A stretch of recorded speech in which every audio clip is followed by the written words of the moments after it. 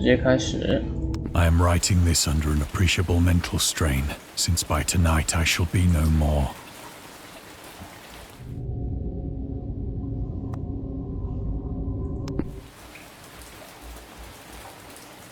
我动不了。 Penniless, and at the end of my supply of the drug which alone makes life endurable, I can bear the torture no longer, and shall cast myself from this garret window into the squalid street below. Do not think from my slavery to morphine that I am a weakling or a degenerate. When you have read these hastily scrawled pages, you may guess, though never fully realize, why it is that I must have forgetfulness or death.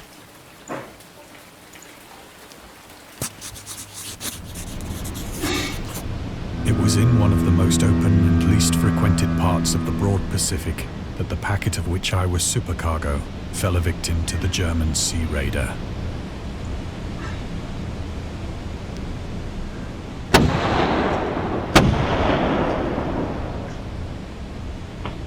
The Great War was then at its very beginning, and the ocean forces of the Hun had not completely sunk to their later degradation, so that our vessel was made a legitimate prize, whilst we of her crew were treated with all the fairness and consideration due us as naval prisoners.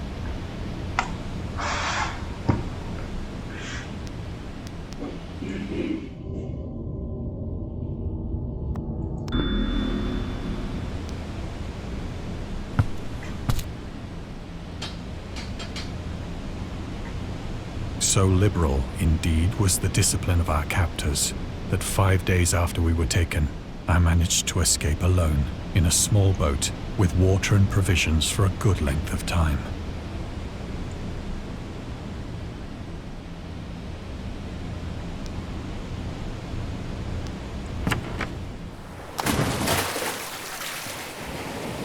When I finally found myself adrift and free, I had but little idea of my surroundings. Never a competent navigator, I could only guess vaguely by the sun and stars that I was somewhat south of the equator. Of the longitude, I knew nothing, and no island or coastline was in sight.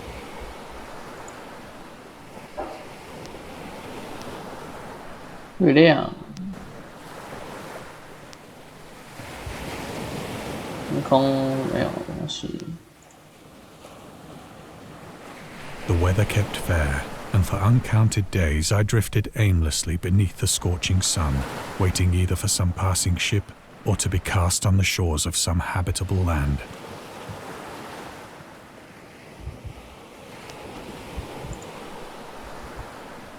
But neither ship nor land appeared, and I began to despair in my solitude upon the heaving vastness of unbroken blue. The change happened whilst I slept. Its details I shall never know, for my slumber, though troubled and dream-infested, was continuous.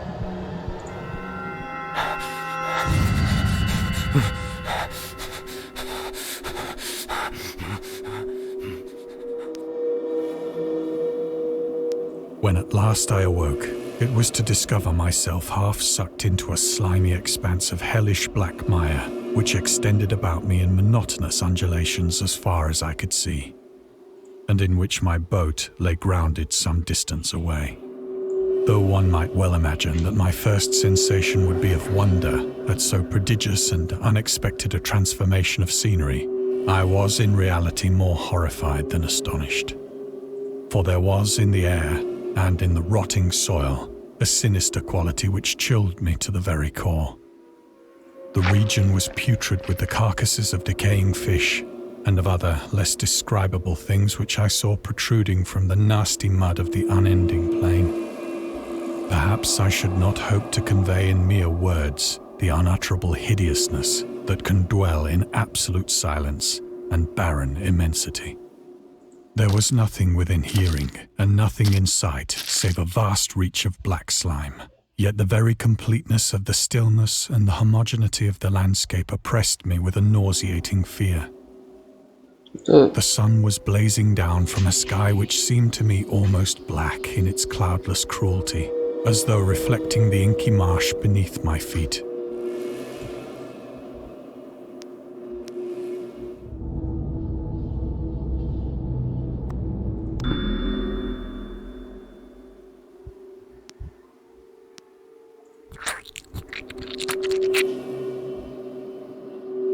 As I crawled into the stranded boat, I realized that only one theory could explain my position.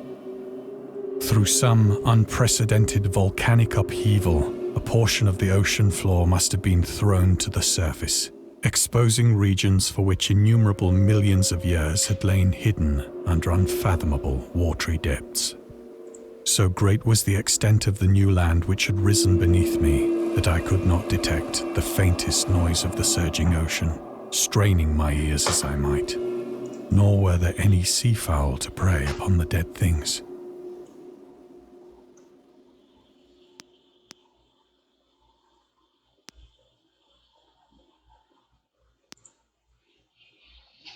For several hours I sat thinking or brooding in the boat, which lay upon its side and afforded a slight shade as the sun moved across the heavens. As the day progressed, the ground lost some of its stickiness and seemed likely to dry sufficiently for traveling purposes in a short time. That night I slept but little, and the next day I made for myself a pack containing food and water, preparatory to an overland journey in search of the vanished sea and possible rescue.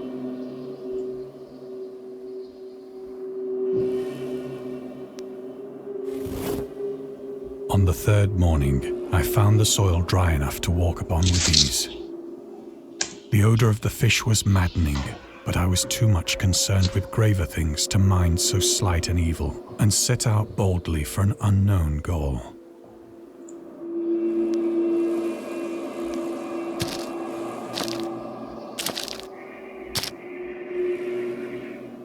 All day I forged steadily westward, guided by a faraway hummock which rose higher than any other elevation on the rolling desert.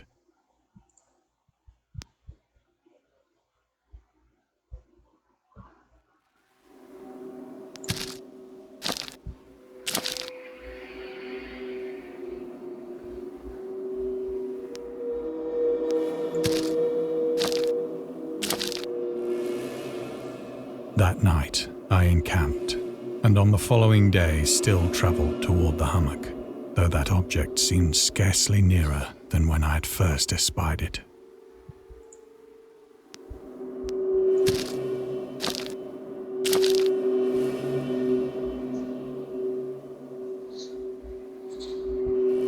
By the fourth evening, I attained the base of the mound, which turned out to be much higher than it had appeared from a distance. An intervening valley setting it out in sharper relief from the general surface. Too weary to ascend, I slept in the shadow of the hill. I know not why my dreams were so wild that night, but ere the waning and fantastically gibbous moon had risen far above the eastern plain, I was awake in a cold perspiration, determined to sleep no more. Such visions as I had experienced were too much for me to endure again. And in the glow of the moon I saw how unwise I had been to travel by day. Without the glare of the parching sun, my journey would have cost me less energy. Indeed, I now felt quite able to perform the ascent which had deterred me at sunset. Picking up my pack,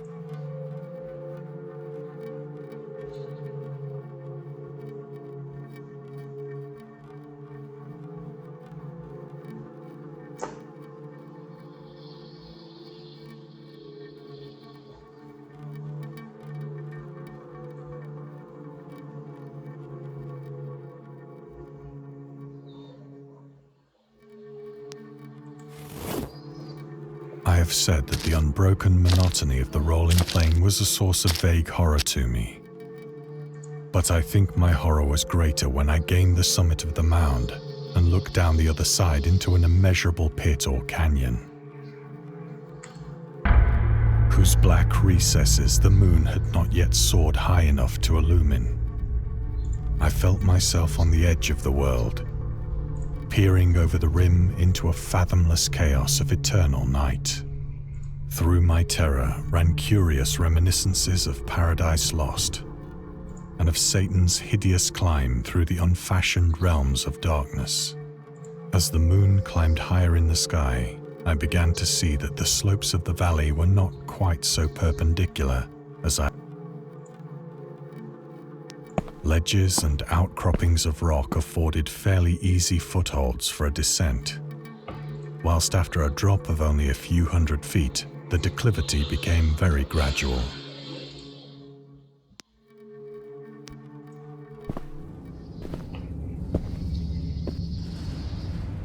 Urged on by an impulse which I cannot definitely analyze, I scrambled with difficulty down the rocks and stood on the gentler slope beneath, gazing into the Stygian deeps, where no light had yet penetrated. All at once, my attention was captured by a vast and singular object on the opposite slope, which rose steeply about 100 yards ahead of me. An object that gleamed whitely in the newly bestowed rays of the ascending moon. 这是破图啊。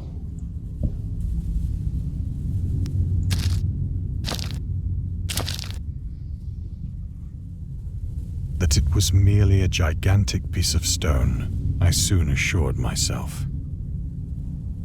But I was conscious of a distinct impression that its contour and position were not altogether the work of nature. A closer scrutiny filled me with sensations I cannot express. For despite its enormous magnitude and its position in an abyss which had yawned at the bottom of the sea since the world was young, I perceived beyond a doubt that the strange object was a well-shaped monolith, whose massive bulk had known the workmanship and perhaps the worship of living and thinking creatures. Dazed and frightened, yet not without a certain thrill of the scientist's or archaeologist's delight, I examined my surroundings more closely.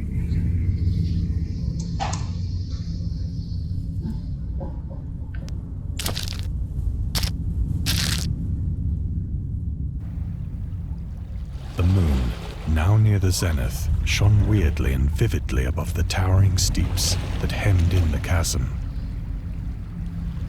and revealed the fact that a far-flung body of water flowed at the bottom, winding out of sight in both directions and almost lapping my feet as I stood on the slope.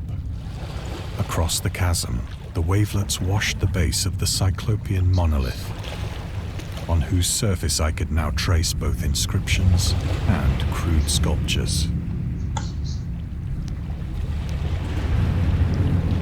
The writing was in a system of hieroglyphics unknown to me and unlike anything I'd ever seen in books, consisting for the most part of conventionalized aquatic symbols such as fishes, eels, octopi, crustaceans, mollusks, whales, and the like. Several characters obviously represented marine things which are unknown to the modern world, but whose decomposing forms I had observed on the ocean-risen plain.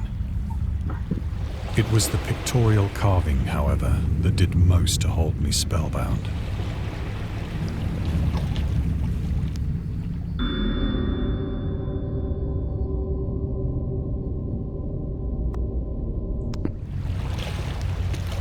Plainly visible across the intervening water on account of their enormous size were an array of bas-reliefs whose subjects would have excited the envy of a Doré. I think that these things were supposed to depict men, at least a certain sort of men, though the creatures were shown disporting like fishes in the waters of some marine grotto, or paying homage at some monolithic shrine which appeared to be under the waves as well. Of their faces and forms I dare not speak in detail, for the mere remembrance makes me grow faint. Grotesque beyond the imagination of a Poe or a Bulwer. They were damnably human in general outline, despite webbed hands and feet, shockingly wide and flabby lips, glassy, bulging eyes, and other features less pleasant to recall. Curiously enough, they seem to have been chiseled badly out of proportion with their scenic background. For one of the creatures was shown in the act of killing a whale, represented as but little larger than himself. I remarked, as I say, their grotesqueness and strange size, but in a moment decided that they were merely the imaginary gods of some primitive fishing or seafaring tribe. Some tribe whose last descendant had perished eras before the first ancestor of the Piltdown or Neanderthal man was born.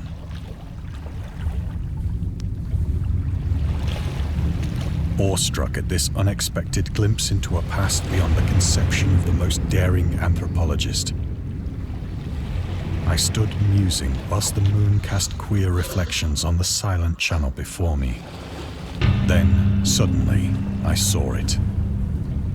With only a slight churning to mark its rise to the surface, the thing slid into view above the dark waters. Polyphemus-like and loathsome, it darted like a stupendous monster of nightmares to the monolith, about which it flung its gigantic scaly arms, the while it bowed its hideous head and gave vent to certain measured sounds. I think I went mad then. Of my frantic ascent of the slope and cliff, and of my delirious journey back to the stranded boat, I remember little.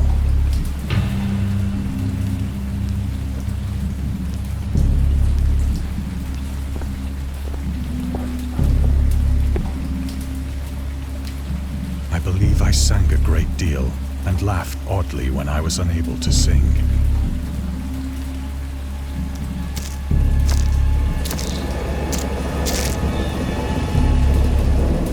I have indistinct recollections of a great storm sometime after I reached the boat. At any rate, I know that I heard pearls of thunder and other tones which nature utters only in her wildest moods.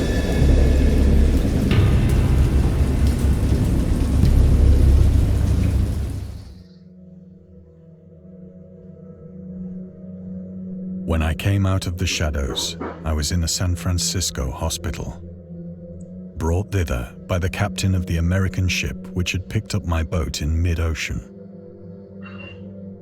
In my delirium, I had said much, but found that my words had been given scant attention. Of any land upheaval in the Pacific, my rescuers knew nothing. Nor did I deem it necessary to insist upon a thing which I knew they could not believe.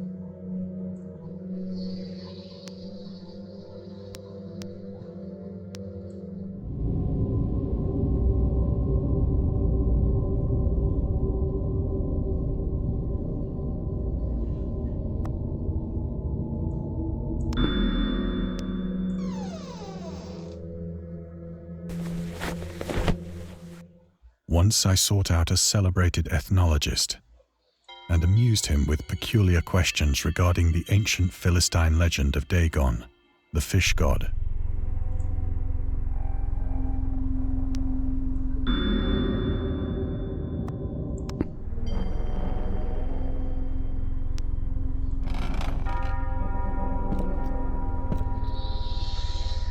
But soon perceiving that he was hopelessly conventional, I did not press my inquiries.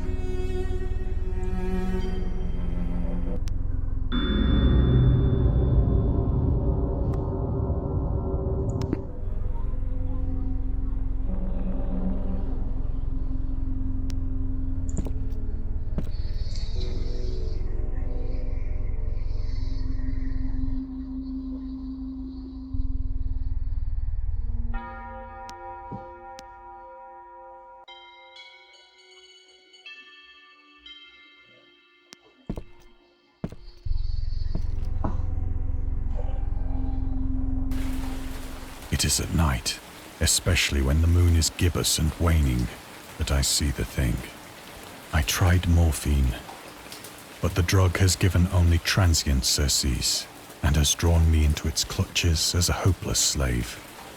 So now I am to end it all, having written a full account for the information or the contemptuous amusement of my fellow men.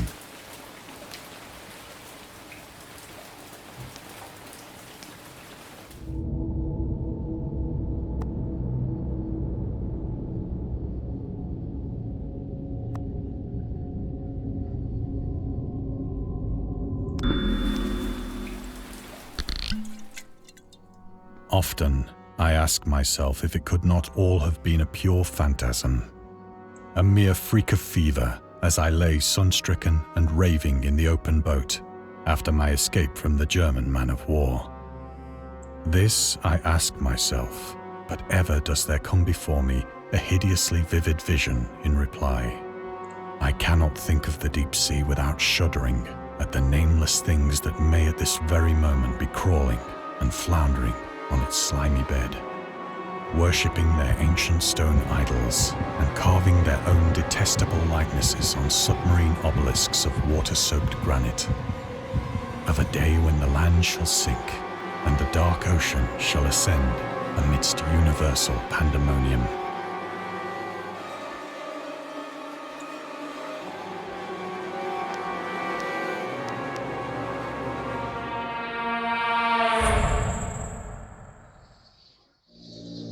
The end is near. I hear a noise at the door, as of some immense slippery body lumbering against it.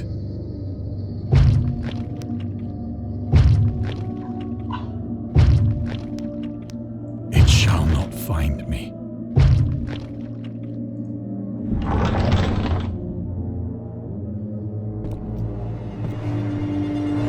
God, that hand!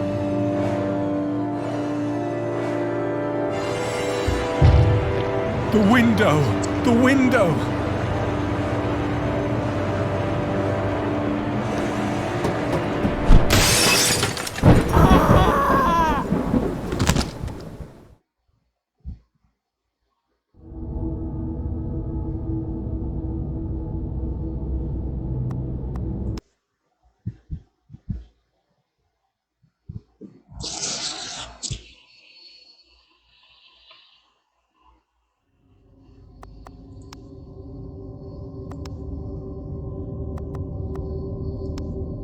I hear a noise at the door.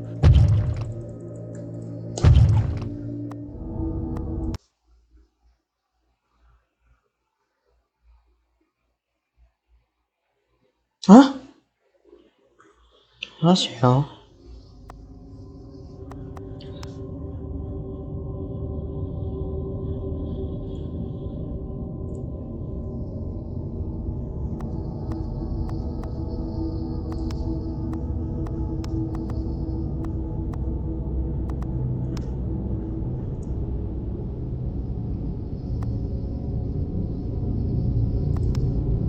I hear a noise. It shall not find me.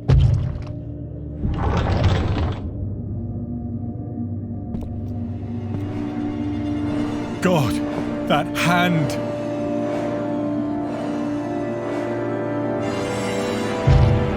The window!